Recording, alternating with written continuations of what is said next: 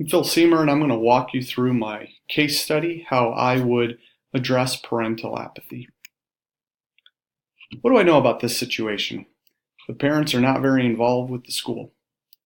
The assistant principal wants to be proactive and increase parental involvement, but feels discouraged by the reactive principal who seems to see the status quo as no problem. The principal is content with status quo, as I said, thinking the parents lack desire. He won't authorize a PTA or PTO, but he supports a parental advisory group. The two administrators held an informational meeting about parental involvement, and 8 parents showed up to the meeting. The situation ends with the principal wanting to cancel the meeting, and I, as the assistant principal, would go forward with the meeting. So what do I need to best address this problem? I need to know who hasn't shown up. Which parents wanted to come but didn't? Which parents didn't want to come? And second, related to that, why haven't they shown up? Were they too busy? Was the meeting held when they were working? Did they have other obligations? Have they been to meetings before and felt like their voices were not heard? What caused such a lack of participation in the meeting? Why did the previous parent groups disband? The description said there were groups, so what happened to them? What needs of the parents is the school not meeting? Whenever I see a lack of participation, my assumption is that there's a breakdown in communication, there's a breakdown in feelings of being valued, or there's a breakdown in needs being met. And so I would look in the beginning to see what needs are not being met. What assets, skills, contacts, opportunities do the parents have to get the community in the school and to get the school into the community? What is the vision for the school and how can parents help accomplish it? Again, I think this is a major breakdown. If a school is not communicating a clear vision, then parents, stakeholders, and students have nothing to get on board with. So I would look at that as an issue that needs to be addressed. What is the school doing to get feedback? Are there surveys? So this is information that I would need to proceed. So the problem, I think, can be defined as these 3 major issues. Parental involvement has diminished to nothing. The group of parents who want to be involved have no engaging opportunities to be involved.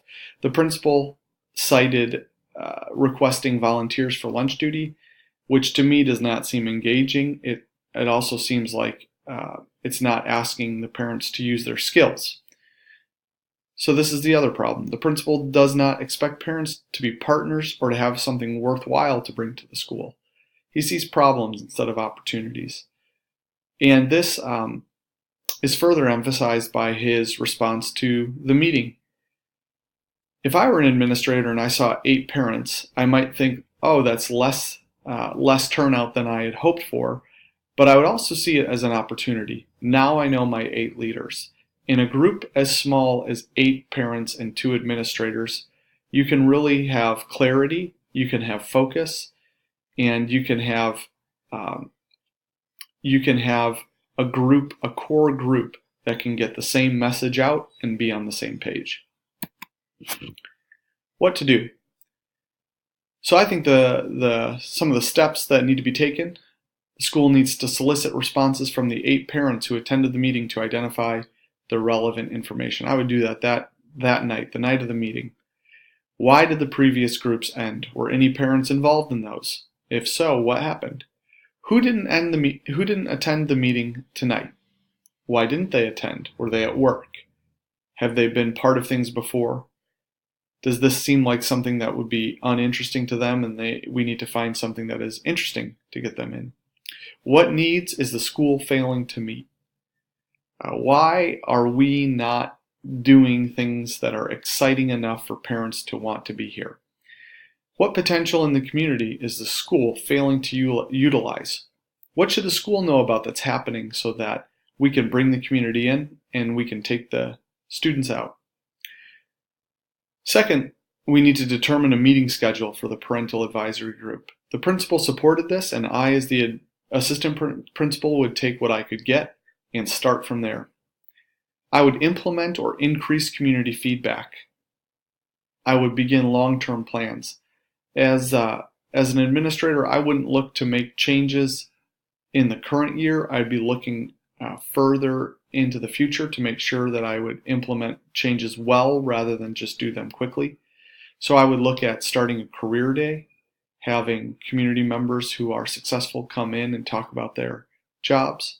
I would have a career opportunity program. This is something that I experienced when I was a high school student, where I was able to go out for a couple days in different semesters during my high school career to go and explore different job opportunities to see what I was interested in. I would also institute an internship program.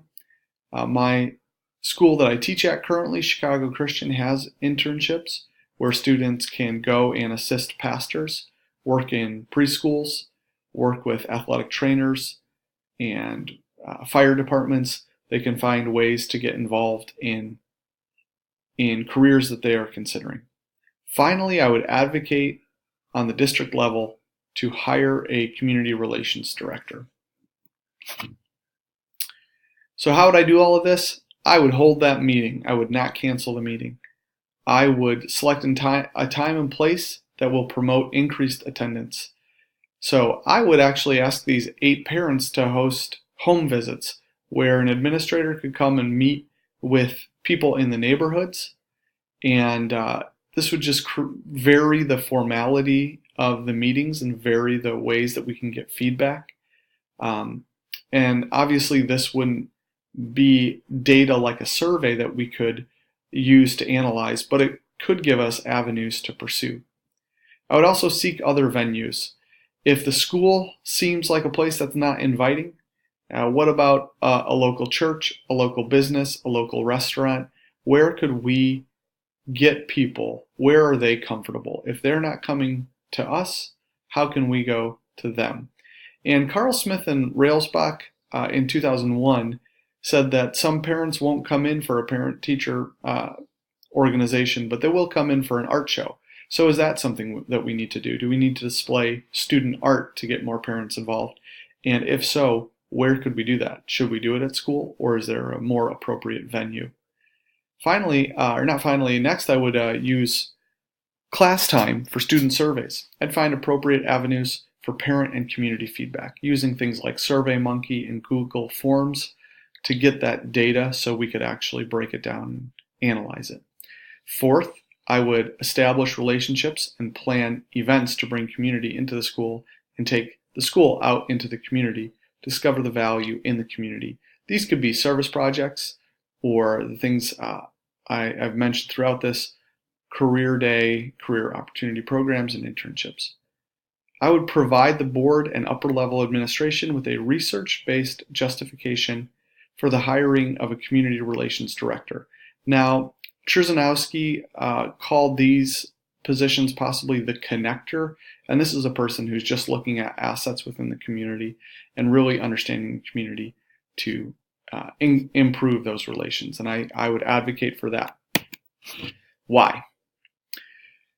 Supportive, engaged families lead to better student outcomes. We get that from Janes in 2007. Students will be personally supported to consider real-life opportunities that will make learning more real for them. Administrators need data for decisions, not just informal conversations, so we need those surveys. Students will be encouraged to find people in the community who can become mentors or contacts for networking.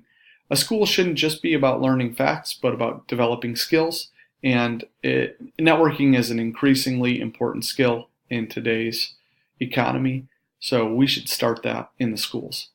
A community relations director will relieve teachers, the principal and assistant principal, of some responsibilities to allow them to focus on classroom observations, faculty professional development, and school climate to increase student outcomes. Teachers, principals, assistant principals have a lot on their plates. So sometimes they can identify problems and understand them, but maybe their talents are best used in other areas and not in implementing every single change that happens. So this is something that should be delegated to a new position in order to be most effective. So what are my thoughts? Stakeholders, people usually want schools to succeed. So why are they not involved? There must be a cause for this. What is it? Was it that their voices were not heard? Was it that they had too many obligations? Was it that the school was failing to meet a need for the community? What decreased the effectiveness of the previous parent groups? Why did they end? Were their voices not heard? There needs to be a lot of clarity on this. And what caused the parents to feel devalued?